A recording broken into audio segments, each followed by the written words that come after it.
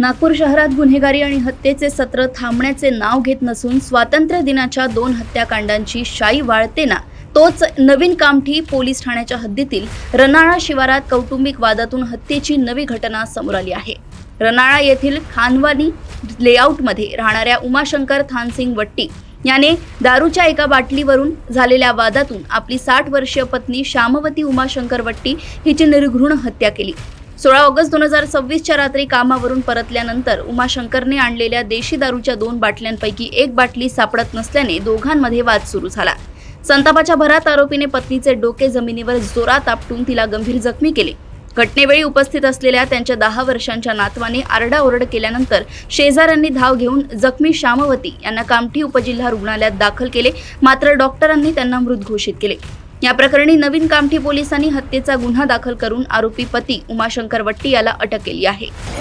Police Thane नवीन कामठी हद्दीमध्ये रनाळा या गावामध्ये रोशन आलमारे यांची बांधकामाची साईट आहे। त्या साईटवर उमाशंकर वट्टी वय 65 वर्षे हा 2 वर्षापासून तिची पत्नी श्यामवतीसोबत काम करतो आणि त्या बांधकाम साईटवरच एक झोपड्यामध्ये राहतात ते। आज त्यांचे काही कारणावरून संध्याकाळी भांडणं झाले।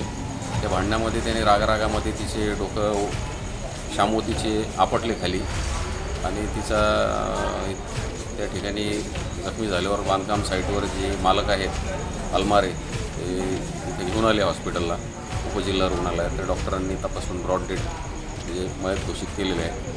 आम्ही आता पुढील कारवाई करीत आहोत। आता प्राथमिक कारण असं आहे की ती दारू आरोपीला विचारपूस केली आणि त्यांचा नातूही त्या ठिकाणी होता 11-12 वर्षाचा।